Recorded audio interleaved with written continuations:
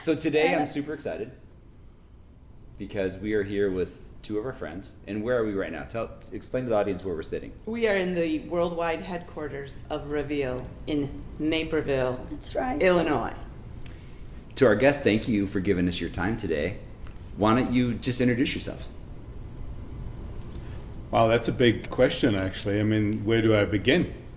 My name is Martin Rowan, and one of the interesting things that I discovered moving to the States was that there was a show called Laughing in the 70s by Rowan and Martin. And so whenever I met anybody old enough to have known that, they go, "Did you know?" And I'm like, "Nope. My parents did not know that there was a TV show called Martin Rowan." So it's been an interesting experience living and growing in the States, and hopefully we'll get into it. I am a South African girl.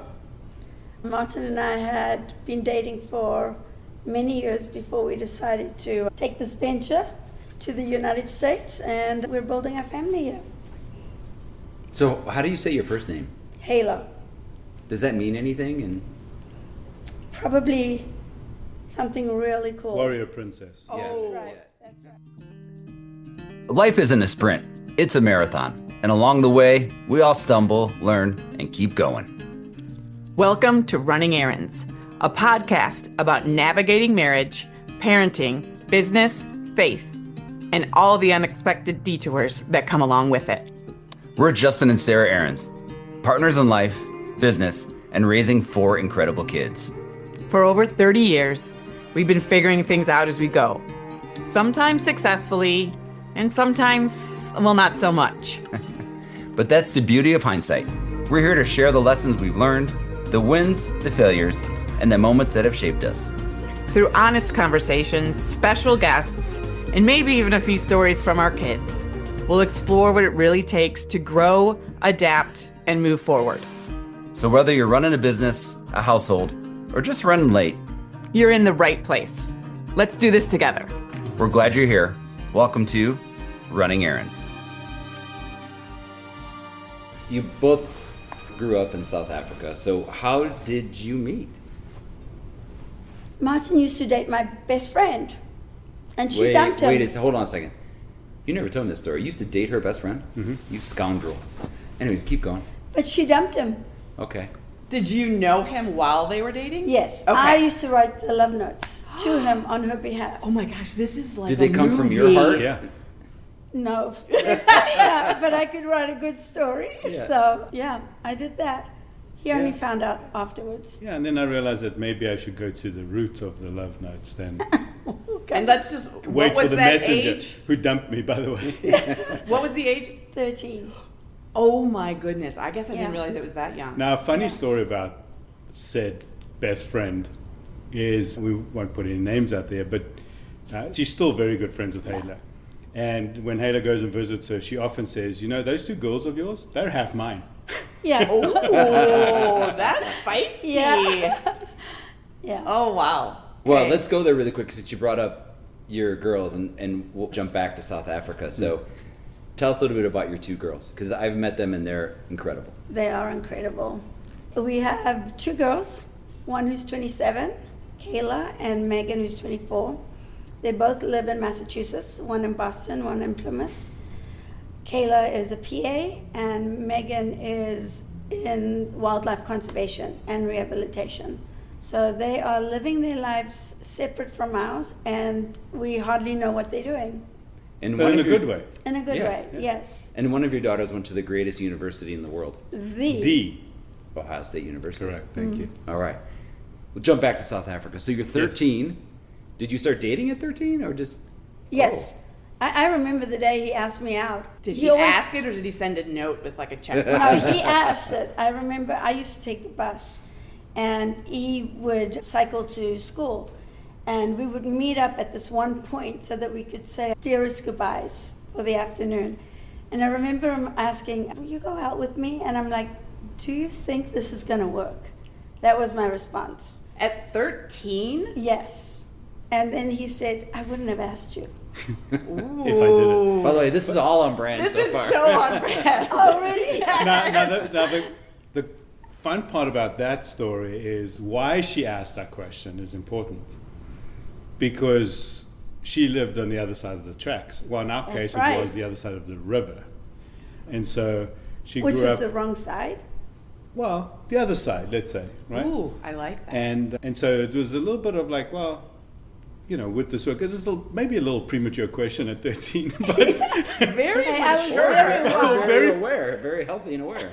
a lot of foresight, Yeah. clearly. So to help explain that a little bit more for our listeners, when you say you guys are on the opposite side of the quote-unquote tracks or river, give us some context to that. Yeah, so a misnomer in South Africa is often people think that elephants and lions walk and roam the streets, right? And Wait. They don't. Oh, okay. Just Okay. to be clear. Okay, all right. You just totally played out the dumb American. Well, Yes. Yeah, for Martin's behalf. I want him Yeah. to feel good. Anyways, keep going now that you're confident. Now that I'm confident. However, if you do have the opportunity to go visit, you will see it's a beautiful country with amazing wildlife, for sure. But there are big cities, right? And in those cities, it's like any other city. It's big roads, big homes, small homes, big city skyscrapers. And so I think for us, you know, when we grew up in a suburb, like any other, obviously different, but in many ways not different. But an hour or two out, and you would be in the middle of the bush, and you would be able to safari and camp and see the big five and hordes of antelope and zebras, and it's just amazing. So your backyard was this beautiful natural playground, but yet we lived a very cocooned life in the cities. Did you take advantage of that 1 to 2 hour backyard when you were there? Yeah, probably us Absolutely. more so than you guys, but my parents had a very particular view about you got to get to know your own country before you get to know others. And so we would go on a lot of camping, caravan or RV in this case, right, events, and we would do amazing things, and then we would just go deeper into Africa, kind of move up north, and just experience part of it. And Heila started joining us on some of these vacations when we were dating, and you got to see a little bit of the country too. Yeah, I absolutely did. I think that's also where on the right side of the tracks and the wrong side of the tracks, you could travel because your parents were well off and you had money to go and do all those exciting things. Where I didn't. I didn't grow up as privileged, so we didn't get the opportunity to go and see all these places. So once I started dating Martin, they included me on these trips. And then obviously with all our dating, we would go and do our own trips together. Not as expensive, but in a tent, and we'd, you know, have a good time.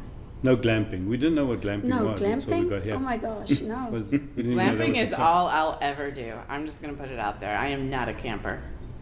There's some really nice glamping I said I would opportunities glamp. in South Africa. Hey, you take me, I'll go. You They're can like be my- 5-star elevated tents that overlook, you know, just these beautiful vistas. And Yeah, that's my language. Yeah. You'll love it. So let's take us through. So 13 you date, and then so 13, so you're in secondary school then, right? Mhm. Okay. Secondary school, how un-American of you. Well, you know, just relating to our guests. And then you dated, and then when did you make it official? Did you guys both go to university, or? Yeah, we both went to separate colleges, universities, and about 6 hours apart. I went to my dad's alma mater, and Heila went to a local university in town. And that was probably, yeah, so for those 4 years, we obviously had to, there was long distance love, I guess. We did have a moment there where our parents said to us, you guys should go and explore other people, right? And I think it lasted like 6 months, and we were like, yeah, I think we like each other. So we, No, actually, Oh, I love the Actually- correction. There This we is go. so what I do too. I love it. called you and I said, hey, oh, that's true. there's this guy that's asked me to a dance, and I am going to go with him. And he got in his car, drove 6 hours, and said, no, you're not. Oh, I love that. Yeah, That's like and a so- rom-com movie. Yeah. Yeah. Oh, so how did that make you feel? Gosh, I should have milked that more. Really should have. Martin, that's impressive. I love. And what was the age of that? 20. Yeah, that was probably around the early 20s for sure. Yeah. That like melts my mom heart of like, oh, I wish that my girls could have someone to love them like that, or my boys, either way. There's positives and negatives to that. Ooh, what's the negative? I think for us, our journey is a challenging journey because I think what we've realized in marriage, because we've been together for so long, we started becoming very codependent. And so... Well, and for many reasons, we were somewhat forced to. Yes. Because coming to the States, you're alone. You know, the only people we know are each other. And you kind of force yourself into that a little bit. You have to be a team. And unwittingly, we went down that path. And So let's fill in that gap. So you get married in South Africa. How old were you when you got married?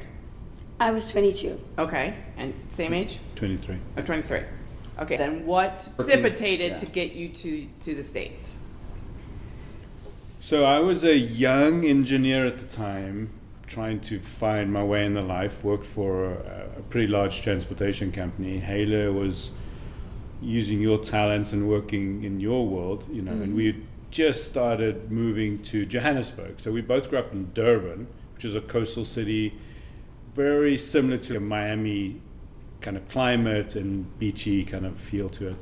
Johannesburg is more like a Chicago. It's inland, it's a big city, it's kind of where the financial hub is. So we started our work careers there. Can I just add, I was the main breadwinner at that point. You were. Go, girl. Let's talk more about And that. the last time I was. That was, yeah. You may continue. But going back though, I love that you gave yourself credit there. Yeah. I have told my kids, because they've asked the question, like, so how much did you earn? Like, what was your... And I had to go back and I was like, I earned 40,000 Rand was my first salary. And what's that? That's an annual salary. On today's exchange rate, which is about 20 to 1, that's like $2,000 a year. Maybe back then it was like $4,000 a year, just because exchange rates worsened over the year. But yeah, and that's what we had to live off of. So because Heila mentioned that you grew up privileged, was that an adjustment for you? Yeah. Yeah, so when we moved in together after getting married, our first little apartment was what they call a granny flat back there, which is really just an attachment to somebody's home. It's like a little room. And we had 2 single bed mattresses, which we both took from our beds. And that was on the floor. That was our bed. We got a deep fryer as one of our wedding gifts, and so we used that all day and every night for fries. Because you didn't have a kitchen. We didn't have a kitchen. Okay. We had a little 2-plate stove that was given, you know, at the time. We had a little bar fridge, that was our fridge, and we had no closets. We had your table, so that was my had a closet. little work desk that we used as like a... I mean, if you think back of how we started, it was fascinating, but yet Best we were days so ever. in love and so so adventurous and so interested in life that none of that really mattered. I mean, we literally ran out of money 3 days before the end of the month. And it was fries for the next 3 days. Yeah, we would eat the last bit of potatoes or whatever it was, and then when we get paid, we go and get the biggest pizza. So when you look back on that, because Justin and I had similar experience when we first got married, did you know how hard that was? Did it seem hard at the time? No. It didn't seem hard, but I don't think we realized it either, because very similar to what our girls have done to us is that as soon as they left home, they kind of ventured on. We did the same. We left home and we never went back, and we moved 6 hours away from our parents and just had to figure it out. So it didn't feel odd. And we were young and maybe a little dumb, right? But super adventurous. And didn't That feel probably strange. worked to your benefit. Yeah, I To think be, so. yeah. So Heila, when did moving to the U.S. first enter the conversation, and how did you feel about it? Well, initially we were going to go to Australia. And then I found out I was pregnant. And How did that happen? I don't know. It was Miraculously. miraculous. And then we kind of had to put everything on halt. And we got a phone call No, I got a phone call. Martin had to come to the States to do some work here. And he said, oh, we got to, what about the United States? And I'm like, okay. And yeah, it was not what, it wasn't supposed to be the United States. It was about a year later because yeah, it was Kayla was later. 5 months old. Yes. And we were like, so we sold the I don't think we sold the mattresses, frankly. I think we gave them away. Wait, so you brought Kayla home to To the granny flat? To the granny flat? We were married for 5 years before we had Kayla. Oh, okay. So there was a bit of a career, growth that we. So we had moved a couple times by then. Okay. By then, I think actually by Oh, then we yes. actually owned a little apartment. Oh, okay. Yeah, Okay. And a piece of land. that we were going to build on. Yes. And then You called I get me. the call. I called Heila from here saying, "Hey, I think we should move to the States. Tell the builder to quit building."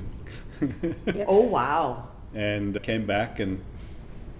Yeah, like I said, we didn't sell much. I think we gave away most of our stuff when we came over with 5 suitcases and a 5-month-old baby. So you ask, how did that feel? Young and dumb. I guess we just thought we were on top of the world and we were taking opportunities and we were always adventurous. So it just seemed like us being together would be all we needed. So was it a big adjustment? Yes, but not. It wasn't scary because we were together. Yeah. I think We that had was- each other's back for sure. It felt very close, and we felt like we were doing this together. So you're saying 5 years of marriage, 5-month-old daughter, Right. and 5 suitcases. Literally right. 5 suitcases? Yeah. Oh, I love the fives. And to add a fourth, $500 in our back pocket. That was it. Wow. So what was the immigrant experience like coming to the States initially? It's actually scarier than what most people may think, because even though I had a job and we had a work visa, back then Heila was not allowed to work as a spouse. Yeah. So the primary visa holder could work, the spouse could not. They could apply 2 years later. Yeah, it was a strange rule at the time, but at any given time, the US government could pull the plug on you. Not even your employer, of course they could do that too, but the government could. And people don't realize how much power the customs person at the airport has. They literally have the final say. You can have all the right papers in your hand, and if that person says, I don't think this works, they can turn you around. And so every time we would travel anywhere, it was just this angst of like, are we gonna be okay? And so it's actually quite stressful when you're under a visa, for sure. It's way more than I think most people realize. And I it's didn't a long realize process. that at all. It's a long process. I think. And talk about taxation without representation. Ooh. Nice little American quip there. We had to pay everything that you would pay as a normal American citizen. Taxes, insurances, everything. With 0 rights. Like you had no voting privileges, Nothing. nothing. You got nothing with it, right? But So you it's had like to your pay. own Boston Tea Party. You could have just totally done Totally. that. We totally could have had our own bus. I mean, it would have just been the two of us. But And it would hey, have been a party all the same. Yeah. So where did you land? Where was your first space? Was it Chicago? no. Okay. Denver, Colorado. And a funny story with that is we landed end of October 31st, I believe. 21st. 21st. And Right. that's what I said. And 2 weeks later, they had a 3-foot blizzard. And the poor neighbors looked at us and we were like, firstly, we didn't know what this white stuff is. It doesn't snow in South Africa. So it was like, what is this? And why is it so damn cold? Like, Have you seen? But you had seen snow before. yeah, in movies and stuff, for sure. Oh, you had never experienced it in Nope. person. No. That was the first time. And it wasn't just a little then, right? 3 feet. Oh, wow. I still remember having this little Dodge Neon was our first little We car. had a Dodge Neon. Was it red? It was black. Oh. And it was stick shift. Oh, we Yes. had that. This thing couldn't move in the snow. Oh, no way. It was like, it would just fishtail and it had no traction. And I'm trying to go to work because I'm thinking, well, that's what people do. They go to work in snows. And of course, nobody goes to work. It's a snow day, like it's 3-foot blizzard, right? And I'm stuck in the snow and we're freezing and our neighbors drove us to Burlington Coat Factory. And Oh, you just didn't even said- have a winter coat. No, they're like, Nothing. you need to buy something for your kid. She's going to die. Oh my gosh. Yeah. Wow. I had not heard that story. That's incredible. Yeah. And then, of course, to add to the cultural shock, if you want, we go do grocery shopping. And Heila and I got our grocery cart and we moved in to go to one of the stores. And it took us like 3 hours because we had no idea what any of these brands were. So back home, there's like 3 brands of coffee. Here you come to the coffee aisle, the entire aisle's coffee, and you have no idea. You don't know the brand, you don't know what it, anything that's other than just saying it's not just coffee, right? It's this bold, it's this. That's true, because I think we have like 20 different kinds of peanut butter. I mean, who does that? Exactly. The choices were so overwhelming that I remember, we got 3 hours, we had 2 carts full, and we were just like, we were so overwhelmed because we didn't know what to do with it. Yeah, it's the choices, the culture shock is pretty big. Okay, I just have a small question, just like reflective question. If one of your girls were to come to you with the same situation, I'm going to move to a totally different continent. I don't know how much plans you had. And I know that you obviously have the value of hindsight, that it worked out well for you. But how would you respond to that? I feel like we've already experienced some of that with our youngest, Megan, because she decided, I'm going to go to the Philippines. Now, granted, we've been to the Philippines before, but then she came home and she's like, now I'm moving to Hawaii. So not quite continents, but so we've had a little bit of that. But if our girls did have to come to us, I'd say, do it just the way you want to do it. Because you have to experience it. You have to go through the heartaches, all the challenges. Because if you don't, you really don't learn. And so I would definitely... You don't live either. I would say if we did everything for them and we gave them all... Look, I'd tell them of the pitfalls, but I'd let them go and experience it by themselves. I think that's super important to their growth. What would you say? Wow, you're way more controlled than me. Well, it's hypocritical. Think about it, right? So our girls both dated young, in high school, and we were like, well, what are we going to say? We were dating in high school, middle school, frankly, and then we got married pretty young, and hey, we left countries, and when they go like, hey, Megan says, I want to go live in the Philippines for 6 months and go serve underprivileged children, we were like, I think the only thing I asked her is, can I do some self-defense classes with you first? Yes, you did. And then That's you can fair. go. I like that. that's a dad thing. That's a bad thing, right? So it's hard if you look back on what you did to then say it's not okay. I know you want to, because you also know the challenges and you know what it's like, but... And we did lose it a little bit behind the scenes. Like not in front of them. Not in front of them, no. Yeah. Well, I wanted to ask you, as a young mother, coming to this country, you didn't have any support system other than Martin, and he was at work. What was that like? It was lonely, super lonely, scary. I think the reason I made it is because I had a baby. I think having Kayla at that point in a new country really helped me to have some purpose. So that Also was because good you for me. couldn't work. Remember, And I based couldn't on the work. visa. So what was that age, just to give some how old frame? were you? How old were you? When I was 27. Okay. Yeah, so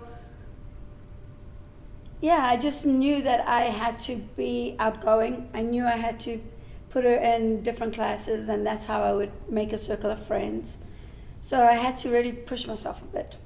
So that wasn't your natural inclination? I don't think it was. So one of the things that became challenging for Heila in particular and for me was that my job required me to travel a lot.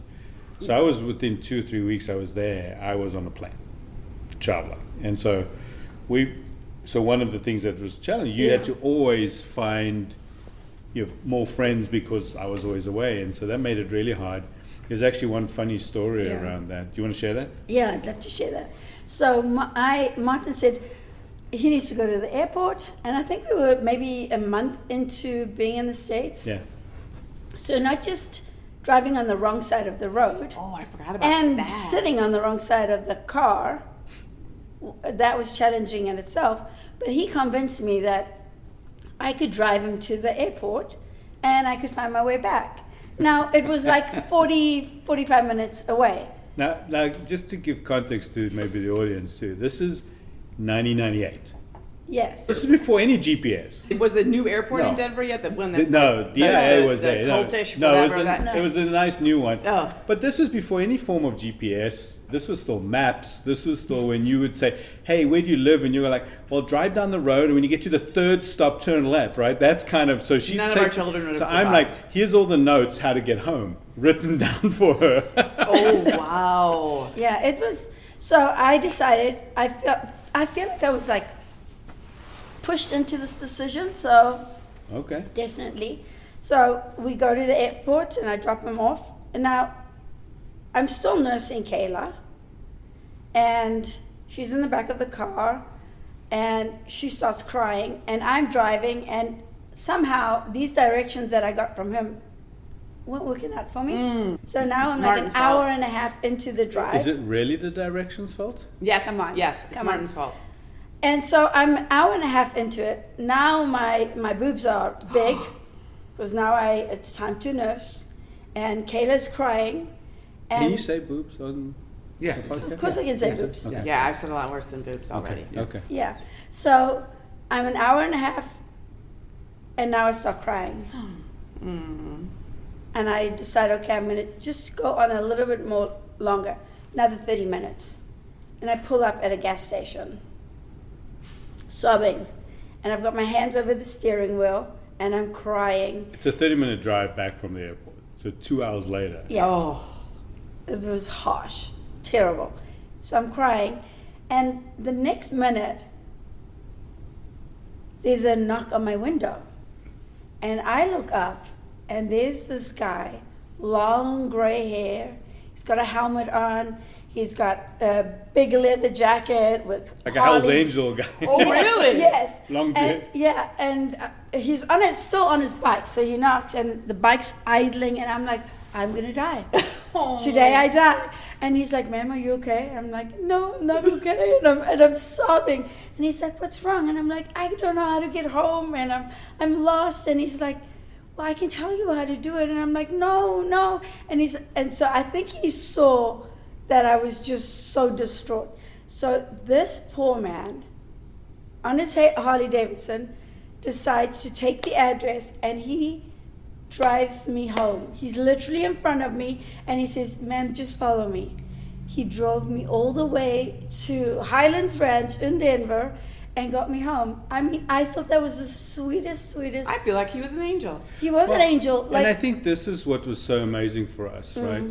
I think stories like that, where or other moments where we left our wallet in the restaurant and went back an hour later and somebody picked it up and just gave it to the host.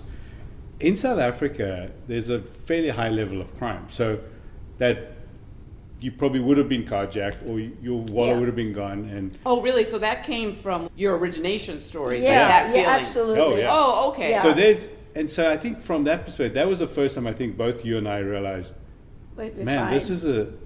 this is safe. This is a safe, trusting country for the most part. Yeah.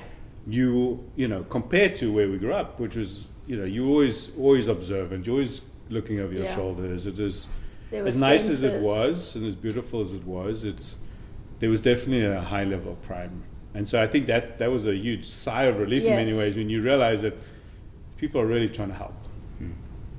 Oh, Yeah, thank American you for sharing people. that. Yeah, American people are amazing. Truly, very Well, you're friendly. one now too. That's true.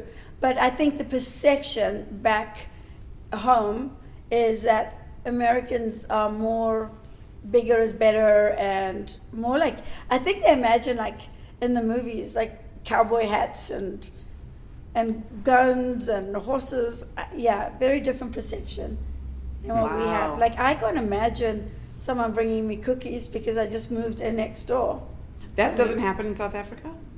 No, Oh. so that's an interesting one. So we moved, I think we calculated it 8 times in 6 years. right? Once you moved here? Yeah. Okay. It was just apartment, states. We just moved around a lot. Everywhere we moved, neighbors would come and bring us food. And that defines America. It is truly a neighboring country. Yeah. That's actually a very reassuring statement currently. Yeah, I I don't appreciate know. that. Yeah, I don't know if American people really realize how fortunate they are. I mean, me being one now, but truly, this is an incredible country. It has definitely been good to us. That's awesome. So let's talk about that goodness. Yes. So let's fast forward. You decide to start a company. Yes, actually, I think Heila's got a good story on that.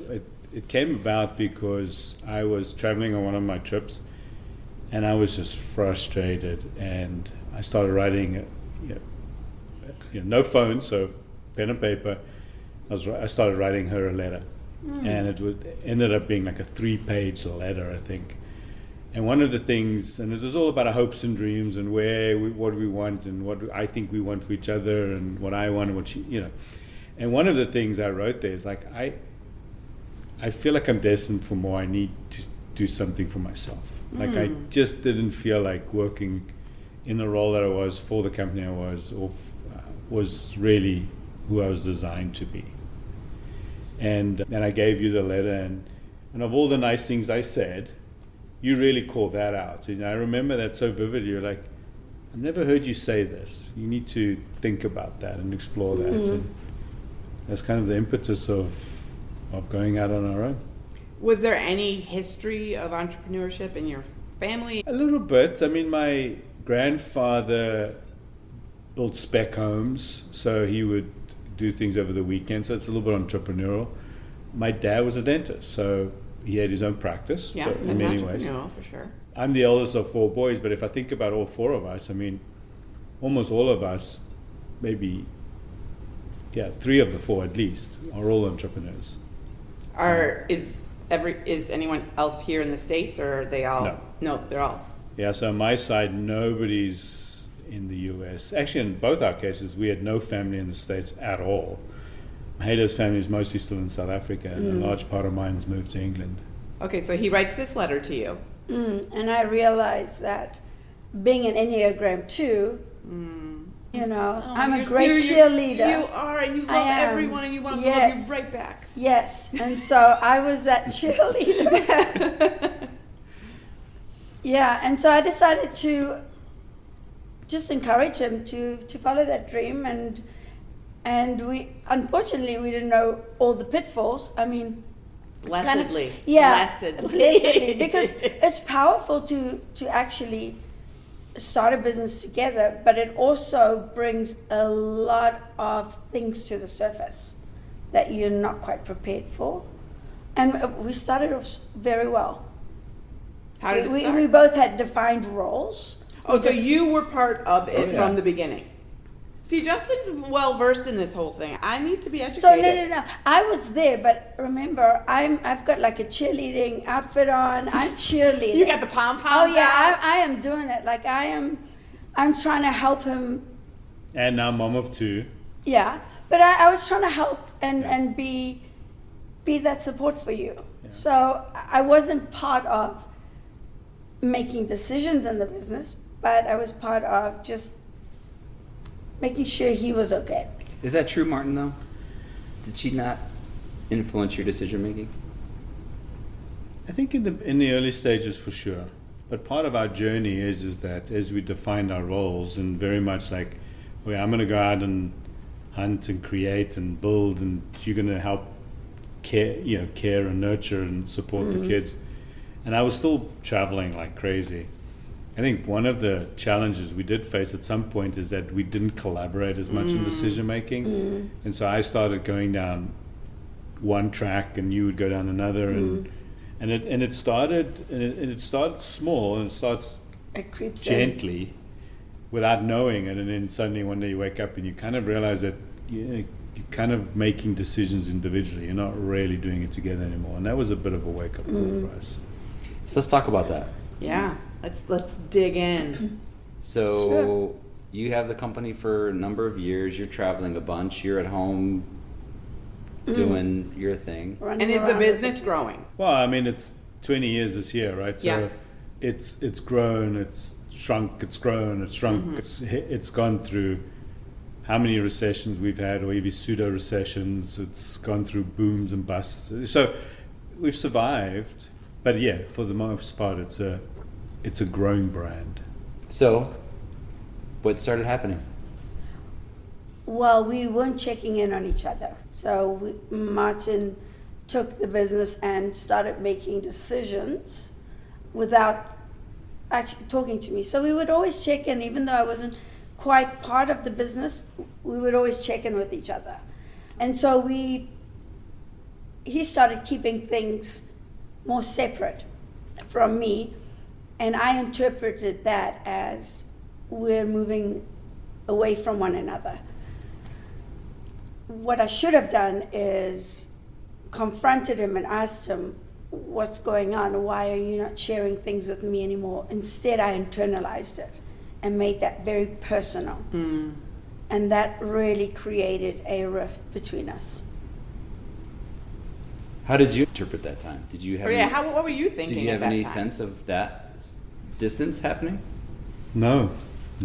There's a great book called Fierce Conversations by Susan Scott, and she talks about, the conversations, the relationship's a conversation. One of the statements she says is, relationships end one conversation at a time and then suddenly. And as I've reflected on that, I think, you felt that way. It's like slowly but surely it felt like things weren't going well, and then suddenly it wasn't okay. For me, it was like nothing changed, and then it wasn't okay. Like it's this, it's almost like I woke up one day going, what's wrong? Like, we're still doing what we've been doing for the last 10 years. Like, what's changed? And of course, then we had a little bit of that codependence still, yet we're living somewhat separate worlds. I'm traveling, focusing on being the breadwinner. You were focusing on the girls and doing an amazing job with them. That's sweet. Which is why they're incredible women right now. But yeah, we kind of live with a little separation there. Well, let me jump in and challenge that a little bit. You're going to take on the role of the 8 right now? No, I'm a 3. You're No, an I'm 8. Yeah. So is Martin. We're 8 holes together. So I'm doing this with love because it's a very similar story to Sarah and I. And if I was to be honest now, I welcomed being blissfully ignorant because I was doing what I loved. How did that make you feel? Were you like, dude, wake up? I think how it showed up for me was Martin coming home and taking it out on me. Just little things, like just in the way he started talking to me, the way he was just very matter of fact. And I remember one day saying to him, dude, I don't work for you. You don't get to do this. And slowly but surely all these things started creeping in, that it was difficult because he was traveling so much during the week. When he came home, I felt like it was more Sergeant Major, like this is how it goes. When the girls and I, we had a routine, we were good, there was a lot of just calmness and we worked together. So there was a sense of peace. And then there was the 8. And the 8 came and he just, I said that with love. I know. Absolutely, I said that with love. Yeah, and at the time, just to be clear, we didn't even know what Enneagram was. No, Now we were in kids. hindsight, The beauty yeah. of hindsight. Now, in hindsight, now Yes. knowing I'm an 8 makes kind of sense. Well, let me ask this question. I don't know if you had this at all. And this is one of the areas that Sarah and I struggled a lot. Is I would come home, and in my mind, I'm doing this for the family. And I'd come home and be like, why don't the kids want to hang out with me? Why don't we all do stuff together? When Sarah, and I don't want to speak for you, but this is the perception I had. Sarah's like, dude, you're home. I need some space for myself. You need to take care of all the stuff that I've been doing while you're gone. Right. And it took me a while to pick up on that. Yeah, I think I fell in the very typical and proverbial I have to provide mindset. And very typical in the sense that I think many men in particular fall into that. I think you find it on both sides of the sexes, but I think in particular men, because we grew up with we have to provide. And so you justify doing what you need to do because you're providing. So if I have to miss a birthday because I'm at a client winning work, that's okay, because that's how we get to spend money on the birthday. And I think getting into that cycle was the challenge, because I then could justify the pattern that I was in. And I think if people have asked me often, like, well, what advice would you give? I said, for me, look, starting a business is a challenge on its own. But you really have to understand that you're not and cannot own that whole I am the provider mindset. You have to think of it as a family, as a unit, and because firstly, it's a tremendous weight on the individual who thinks that, firstly, right? It's a constant heavy weight. But secondly, it becomes this crutch too, because then you say, I'm doing it for the family. And then, it's it.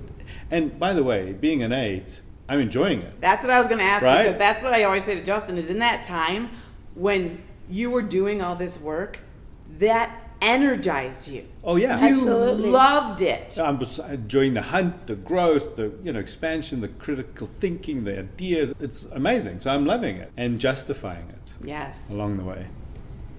In those years, I remember particular instances where we would be in public, because Justin's industry, just like many, but his is very visual. What he creates goes out into the world. It is recognized as something he created from himself, his team, his company, whatever. And he would get a lot of kudos from that. And he, I think fairly says, really enjoyed that. Oh, for sure. As a 3, I soaked it up. Yes. And I remember, I don't know if I thought of it at the time, but thinking back, I was like, golly, you would not be able to do this if I wasn't doing what I'm doing at home to make it possible for you to do that. And that's where resentment creeps in. And you start to be like, oh, but he is providing for the family. But so am I. Yeah, true. I don't want to critique him for what he's doing, but I'm hurt. I don't want to be this hurt person, so I'm going to be strong and not say something. Yeah. And it creates an unhealthy dynamic that then it can't be sustained. Yes. And so when it can't be sustained any longer, what happened? Well, I woke up one morning after many years of just feeling unseen, unheard, abandoned, and I said, I'm done. Was there any lead-up conversation to that, or? No, I came back from a trip. And Heila said, I let me would just say- sit you down. I'm going to sit Yeah. down for a second. Yeah. I've got something to say. And you were unaware. Completely unaware.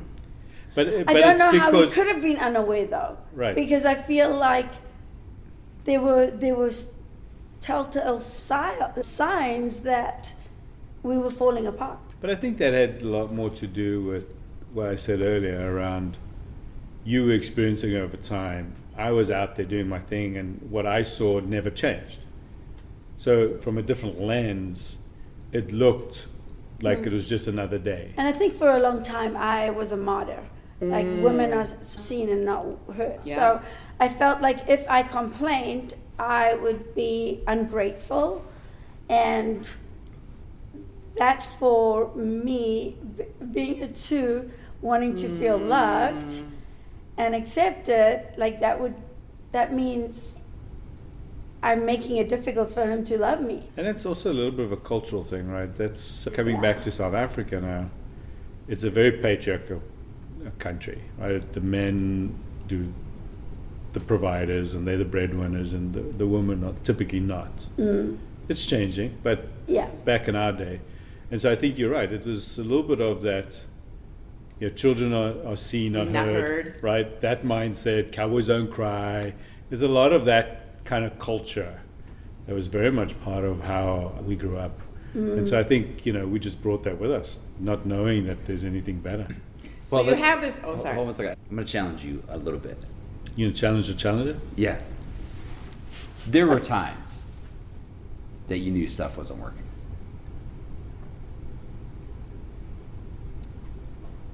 I would say I would feel it. I don't know if I knew it. Does that make sense? Yeah. There would be times where I was like, it's feeling maybe a little more like roommates as opposed to lovers. But I don't know if I really thought it. Well, let me give you a situation. You tell me if you can relate to this at all. I remember a particular time, and I didn't travel as much as you did, but there were periods I would travel a ton. You wouldn't travel inherently, but you would be gone. 12 or 14-hour day was, even though you were in Illinois, was not atypical.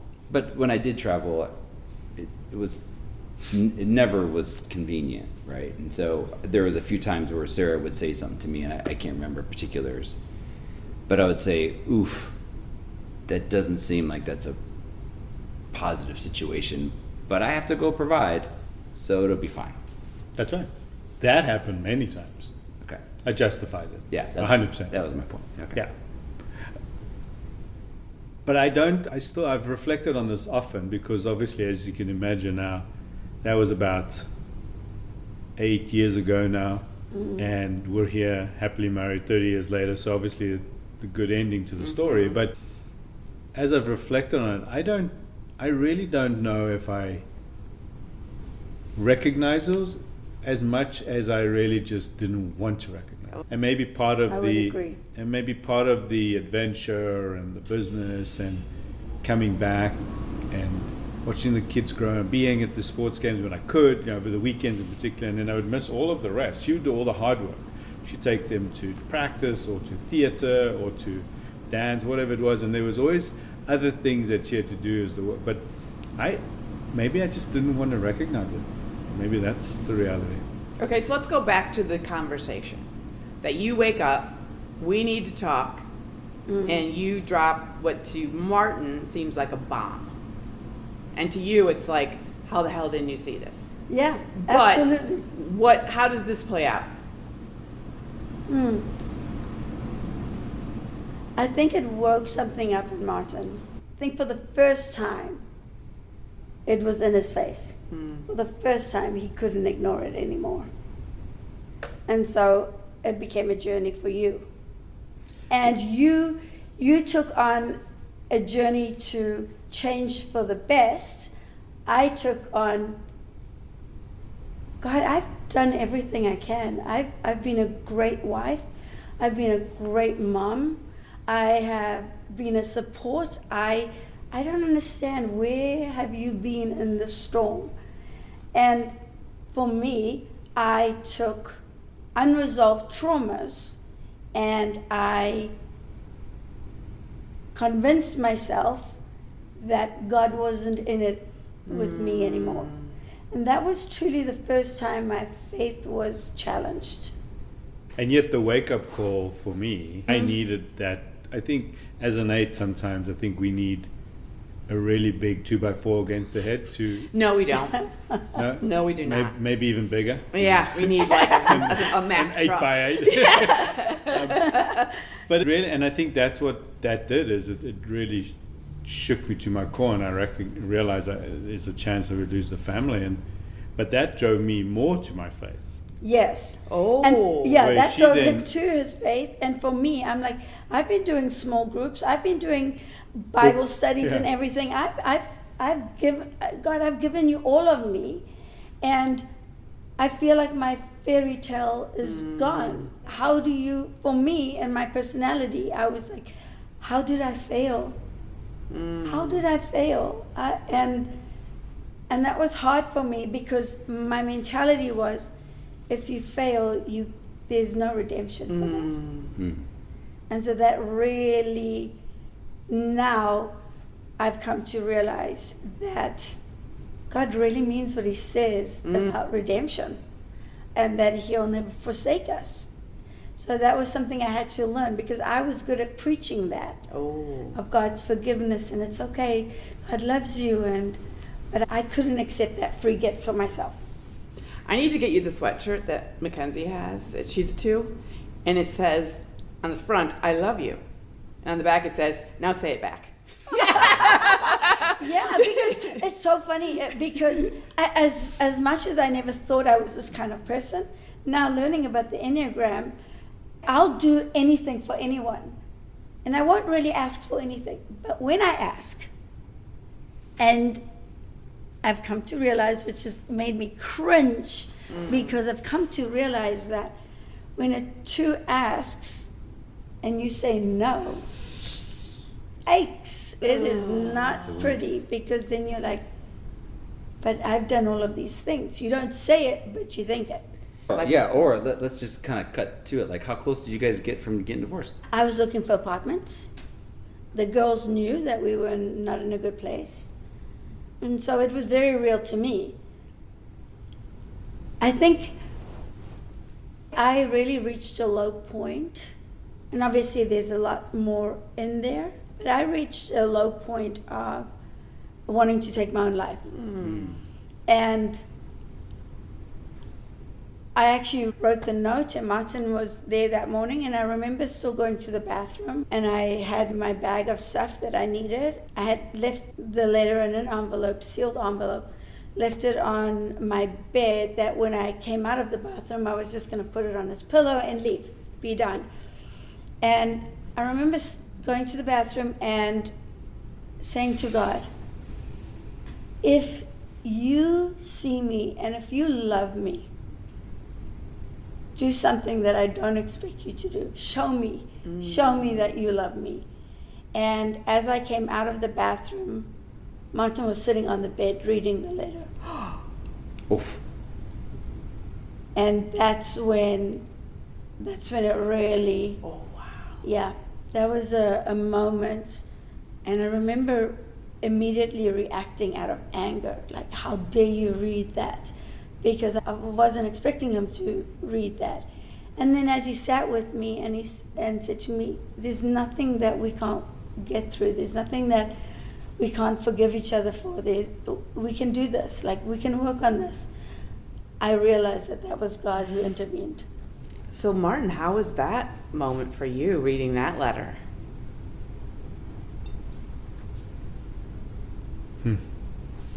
That brought back a lot of memories. I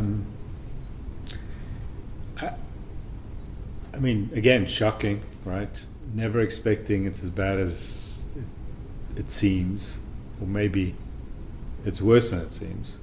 I think what's a miracle in that part is that I was early in the morning, I was still sleeping, right? So it wasn't, you were not expecting me to be up, and you were kind of sneaking quietly around to get out, and then the next thing is I was up and I was reading this, and I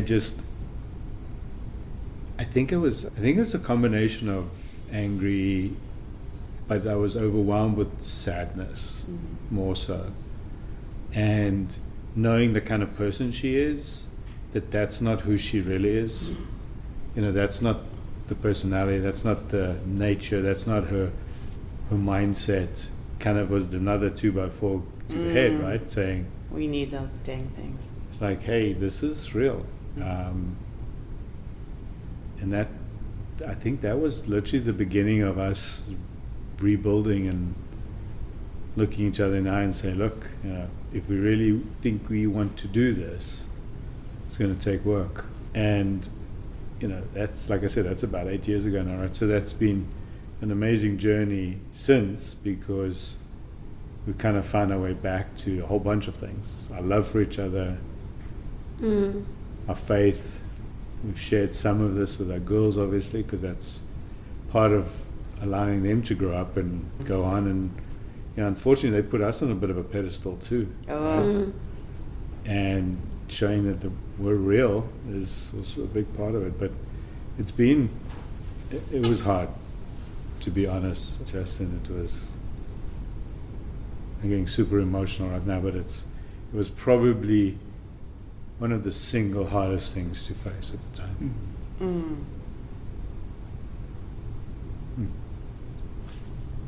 I'm glad everyone's here right now. Yes, I am too. This experience, again, looking back, what has been the blessings from it?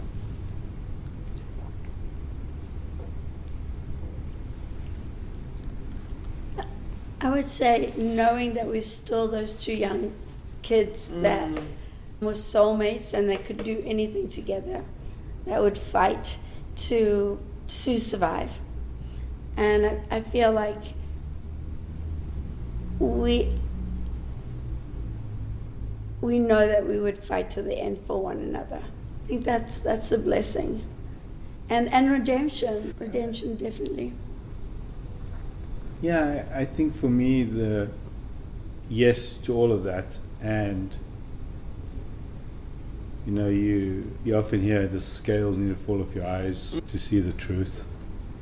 I think, that was to me the blessing, is that I needed to see the beauty of everything else than just the business. And that's when the need for having to provide and feeling like I have to carry the world and take risks that you're not aware of, or whatever it was. I think that made me realize that the world's way bigger than the little world I live in. What are the biggest changes in your marriage now? Communication, checking in on each other, being honest, authentic, not internalizing things, at least for me. Being able to listen. Do you do that quicker now? Like saying something that's bothering you? Absolutely. Through lots of counseling. Therapy. Yeah, therapy. You gotta love it. Yeah. And I'd say every couple should have therapy before the bad stuff happens. I think we all have unresolved traumas that we bring to our marriage, and they show up at some point in your marriage. And that's definitely something that showed up for both of us. So it's not as much as that. I think for me, it's more realizing that the things that we weren't taught, the things that we didn't know, got us to where we were. Yeah, and now that we're very aware of our traumas, now we can look at each other, and I can see that little boy who was traumatized and went through stuff.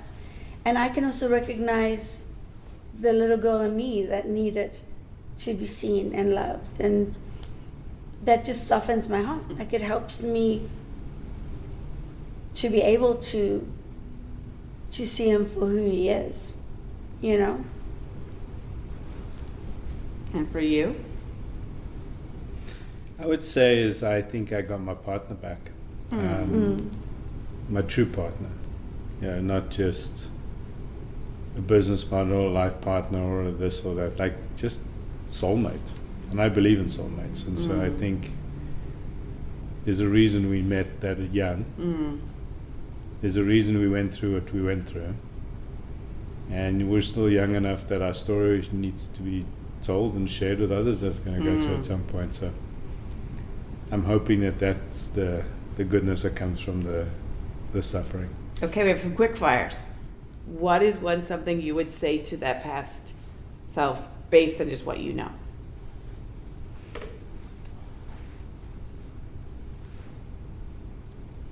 Wow. I know.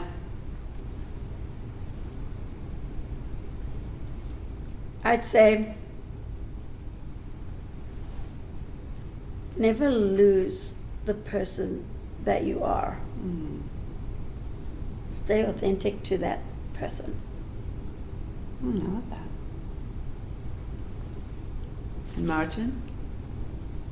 I think the biggest growth that I discovered, and I realized that a large part of this was maybe how I grew up, but is that I really have to recognize it's not just about what's good for me. I would probably say to my younger self is to not be so self-absorbed. And this could be similar, but for each of you, since that moment, how have you changed how you look at work? I think work right now for me is just another part of the adventure of life, where maybe in the past it was everything because of that whole providing quandary, if you want. To me, it's now just, along with every other adventure, it's just another one. For you today, what brings you joy or happiness? That we're a team again. That I can look at him and appreciate that our weaknesses and our strengths are different. And I can appreciate that what I've learned in therapy is that he has an eagle's view and I have an ant view, but that we complement each other and we need each other. And that makes me happy, knowing that, and not having that resentment anymore. Thanks so much for joining us on this episode of Running Errands. We truly love having these conversations and sharing them with all of you. If something resonated with you today, we'd be so grateful if you'd rate and review the show. It helps more people find us. And if you know someone who'd connect with this episode, send it their way. You never know who might just need to hear it. We'd also love to hear from you, your feedback, your stories, or even topics you'd like us to tackle next. You can connect with us on our personal socials, the show's Facebook page, or through the website, runningerrands.today. And links are always in the show notes. Until next time, keep showing up, stay kind, and remember, Life's the long run, and the best way forward is together.